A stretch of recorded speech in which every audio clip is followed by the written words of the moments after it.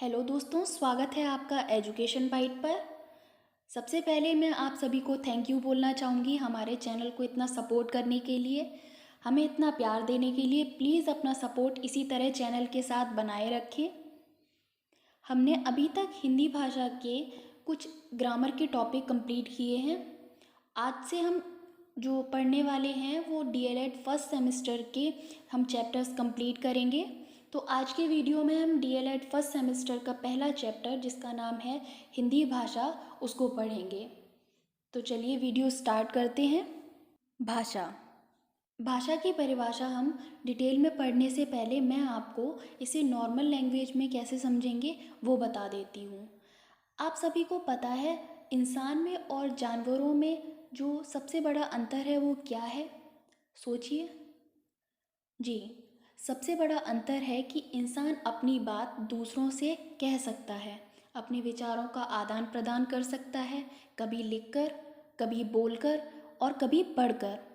लेकिन जानवर ऐसा नहीं कर सकते। अब इसकी परिभाषा देख लेते हैं। तो भाषा शब्द की जो उत्पत्ति है वो संस्कृत की भाष धातु से हुई है। भाषा शब्द जो है वो संस्कृत की भाष धातु से बना है, जिसका अर्थ होता है भाषण अर्थात बोलना। तो भाषा शब्द संस्कृत की भाष धातु से बना है जिसका अर्थ है भाषण या बोलना। अब इसकी परिभाषा देखते हैं।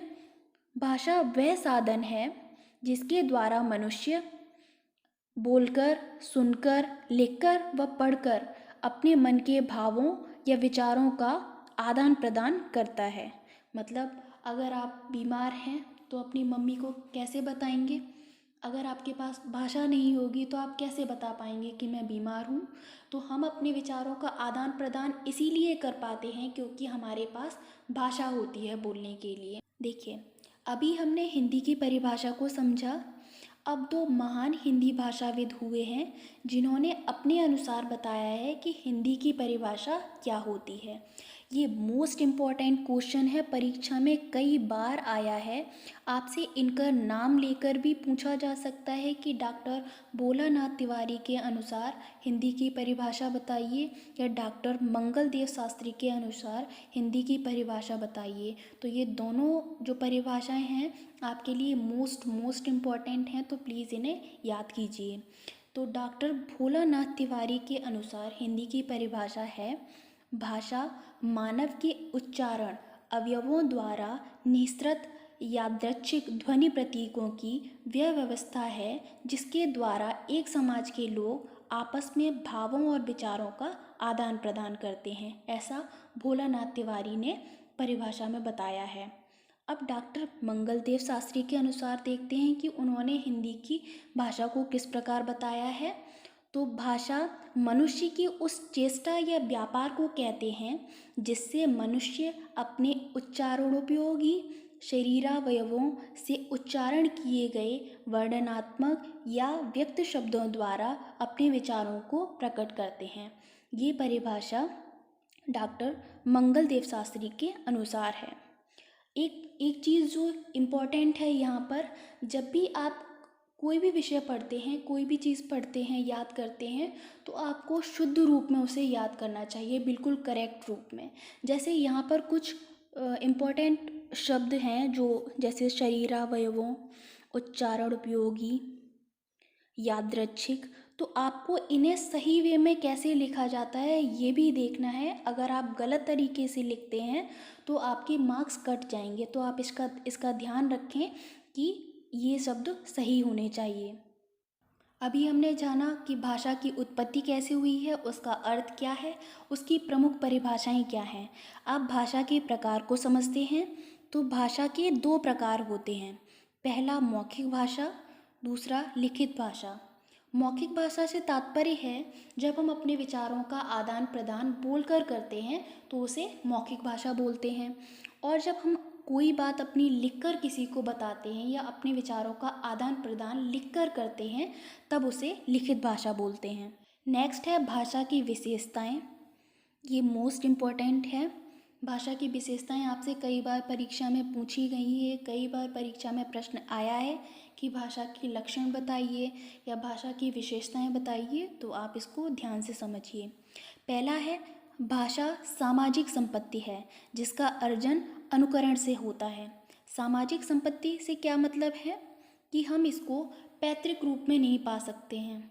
ये समाज से हमें प्राप्त होती है, समाज से मिलती है, और इसका अर्जन जो है हम दूसरों का अनुकरण करके सीखते हैं या नकल करके सीखते हैं। ये हमारी पैतृक संपत्ति नहीं होती है जो हमें पिता के द्वारा मिलती है। तो भाषा एक सामाजिक संपत्ति है जिसका अर्जन हम अनुकरण से करते हैं।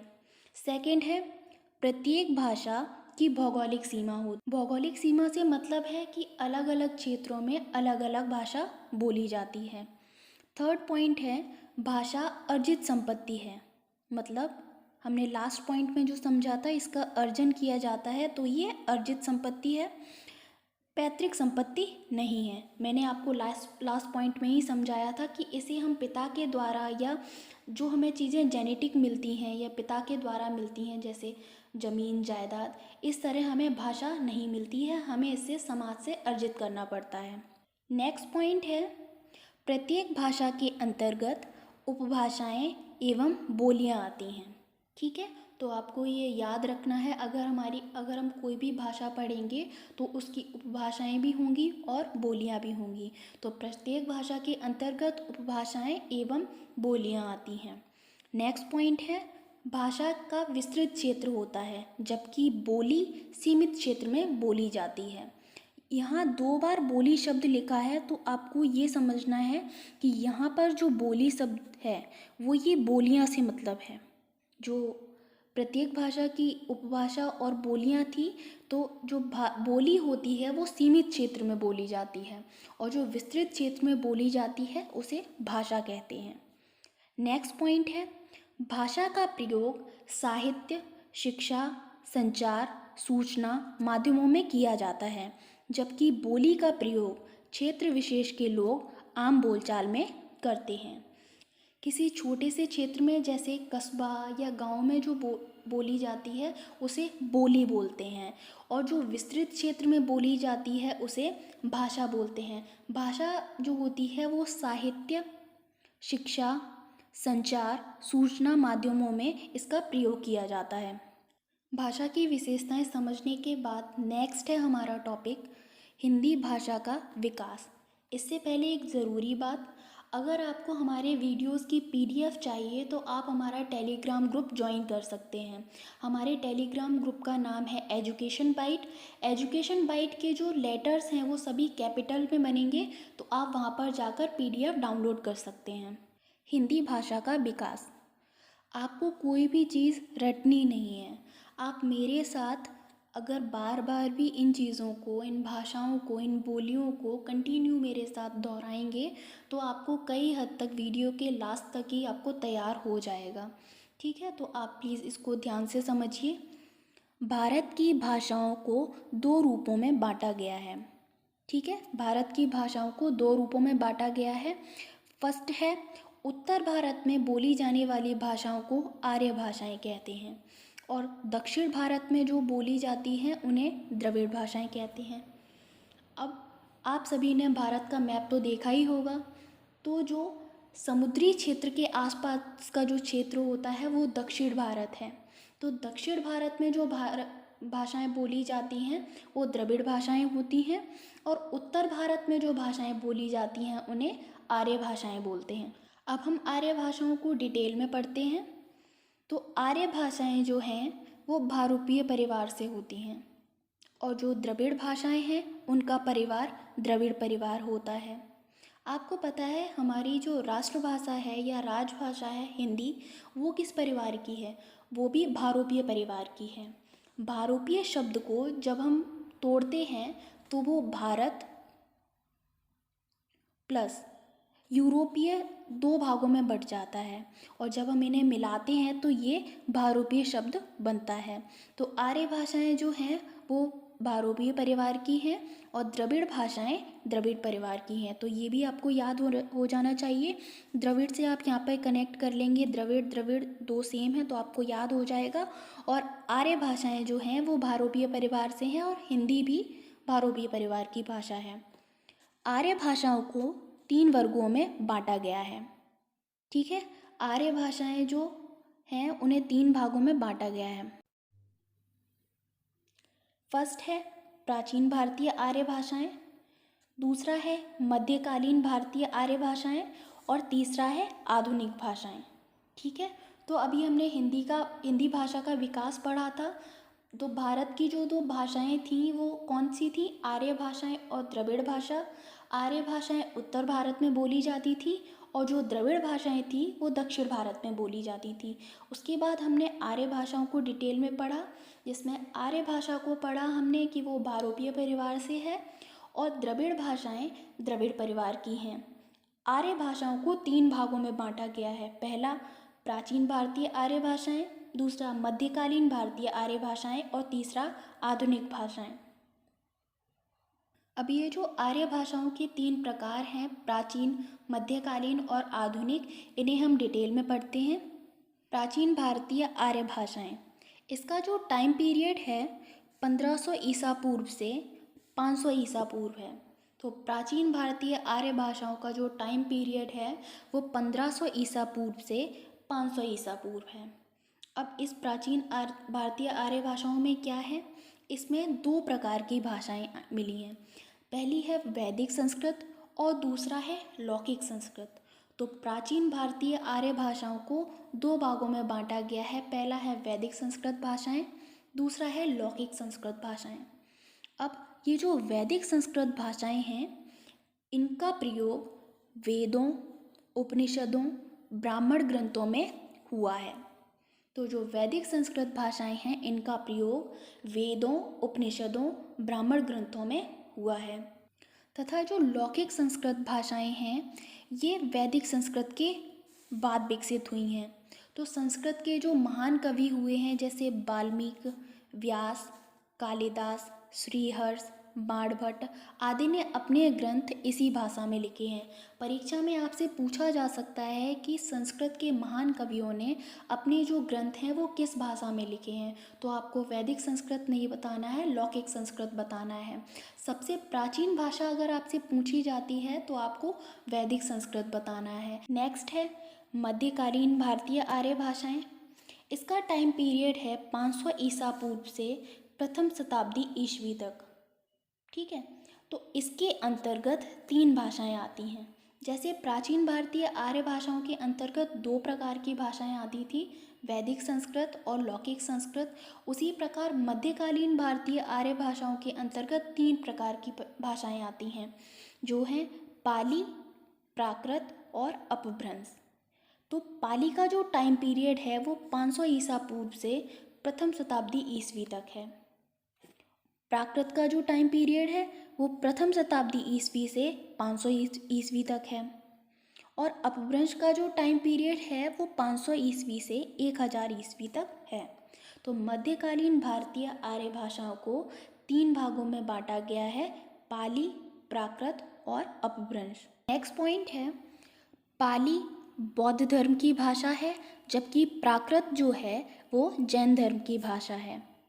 ठीक है, पाली बौद्ध धर्म की भाषा है, प्राकृत जैन धर्म की भाषा है। अब हम यहाँ पर आर्य भाषाओं का क्रम समझते हैं। तो सबसे पहले संस्कृत आई। अब हम संस्कृत में दो भाग पढ़ सकते हैं, पहला वैदिक और दूसरा लौकिक। तो सबसे पहले संस्कृत आई, उसके बाद मध्यकालीन भारतीय आर्य भाषाएं जैसे पाली, प्राकृत और अपभ्रंश। बाद है हिंदी एवं अन्य आर्य भाषाएं जो कि आधुनिक भाषा का पार्ट है। ठीक है, तो ये आर्य भाषाओं का क्रम है जो आपसे परीक्षा में कई बार पूछा गया है। तो सबसे पहले संस्कृत, फिर पाली, प्राकृत, अपभ्रंश, फिर हिंदी व अन्य आर्य भाषाएं आई हैं। अब थर्ड पार्ट हम देखते हैं कि आधुनिक भाषाएं कौन सी होती हैं। तो हिंदी, सिंधी, पंजाबी, गुजराती, मराठी, बंगला, ओडिया और असमिया, ये जो सभी भाषाएं हैं ये आधुनिक भाषाओं के अंतर्गत आती हैं। अब हम दक्षिण भारत में बोली जाने वाली भाषाओं को समझते हैं। तो सेकंड पार्ट है द्रविड़ भाषाएं। द्रविड़ भाषाएं जो होती हैं वो दक्षिण भारत में बोली जाती हैं। तो यहाँ पर कुछ भाषाएं लिखी हुई हैं और उनका क्षेत्र लिखा हुआ है। तो फर्स्ट है तेलुगु, ये आंध्र प्रदेश में बोली जाती है। सेकंड है तमिल, ये तमिलनाडु में बोली जाती है। थर्ड है कन्नड़, ये कर्नाटक में बोली जाती है। फोर्थ है मलयालम, ये केरल में बोली जाती है। तो जिस प्रकार हमने आर्य भाषाएं पढ़ी थी उसी प्रकार द्रविड़ भाषाएं जो हैं वो 4 हैं और इनकी ये 4 क्षेत्र हैं, तो आप इनको याद कर लें। देखिए, सभी को ऐसा लगता है कि हिंदी एक बहुत ही सरल भाषा है। मैं मानती हूँ ऐसा कि हिंदी एक सरल भाषा है, लेकिन हिंदी एक स्कोरिंग सब्जेक्ट भी है। बाई चांस परीक्षा में आपसे कोई सब्जेक्ट किसी में अच्छा परफॉर्म नहीं होता है और आपकी हिंदी विषय में अच्छी पकड़ है, तो आप अपना स्कोर अच्छा कर सकते हैं। तो हिंदी को हल्के में ना लें, उसको ध्यान से पढ़ें। यहाँ पर कुछ महत्वपूर्ण बिंदु हैं जिन्हें हम समझते हैं। फर्स्ट है, आर्य भाषाएं उत्तर भारत में बोली जाती हैं, हिंदी इनमें सबसे प्रमुख है। आर्य भाषाएं हमें पता है उत्तर भारत में बोली जाती हैं और दक्षिण भारत में बोली जाने वाली भाषाओं को द्रविड़ भाषाएं बोलती हैं, और आर्य भाषाओं में जो सबसे प्रमुख है वो हिंदी है। नेक्स्ट पॉइंट है, भारत की प्राचीनतम भाषा वैदिक संस्कृत है। नेक्स्ट पॉइंट है, हिंदी से पहले की भाषा अपभ्रंश है। ये मोस्ट इम्पॉर्टेंट पॉइंट है। आपसे पूछा जा सकता है कि हिंदी से पहले की भाषा क्या है। आपसे ये भी पूछा जा सकता है कि पाली से पहले की भाषा कौन सी है, तो आपको बताना है संस्कृत। संस्कृत में वैदिक संस्कृत भी हो सकता है, लौकिक संस्कृत भी हो सकता है। आपसे पूछा जा सकता है कि प्राकृत से पहले की कौन सी भाषा है। इसीलिए मैंने आपको आर्य भाषाओं का क्रम समझाया है, जिसको आपको याद करना है ताकि आपका परीक्षा में कोई भी प्रश्न गलत ना हो। नेक्स्ट पॉइंट है, हिंदी उत्तर भारत के 10 प्रांतों में बोली जाती है, वह समझी जाती है। इन प्रांतों की राजभाषा भी हिंदी है। हम राष्ट्रभाषा को तो जानते हैं, लेकिन राजभाषा को नहीं जानते हैं। तो अब हम इसका अंतर समझते हैं। राष्ट्रभाषा जो होती है वो विस्तृत क्षेत्र में बोली जाती है, लेकिन जो राजभाषा होती है वो सभी कामकाजी जो काम होते हैं, जैसे सरकारी दफ्तर में होने वाले काम, संचार व्यवस्था में, शिक्षा में, वो सभी कार्य राजभाषा में होते हैं। तो हमारी जो राजभाषा है वो हिंदी है और हमारी जो राष्ट्रभाषा है वो भी हिंदी है। उत्तर भारत के वे 10 प्रांत जिनमें हिंदी बोली व समझी जाती है और जिनकी राजभाषा भी हिंदी है, वो यहाँ पर लिखित हैं। फर्स्ट है हिमाचल प्रदेश, हरियाणा, दिल्ली, उत्तर प्रदेश, उत्तराखंड, राजस्थान, मध्य प्रदेश, छत्तीसगढ़, बिहार और झारखंड। ये 10 प्रांत हैं जहाँ पर हिंदी बोली व समझी जाती है और यहाँ की राजभाषा भी हिंदी है। नेक्स्ट पॉइंट है, इन राज्यों को हिंदी प्रदेश या हिंदी बेल्ट बोलते हैं। अगर आपसे परीक्षा में पूछा जाता है कि हिंदी प्रदेश या हिंदी बेल्ट किसे बोलते हैं, तो उत्तर भारत के वे 10 प्रांत जहाँ पर हिंदी बोली व समझी जाती है उन्हें हिंदी प्रदेश या हिंदी बेल्ट बोलते हैं। नेक्स्ट और मोस्ट इम्पॉर्टेंट पॉइंट है, संविधान सभा ने 14 सितंबर 1949 को यह प्रस्ताव पास किया कि संघ की राजभाषा हिंदी व लिपि देवनागरी होगी। अभी हमने राजभाषा को समझा था कि राजभाषा वह होती है जो सरकारी दफ्तरों में, संचार व्यवस्था में या शिक्षा विभाग में प्रयोग की जाती है।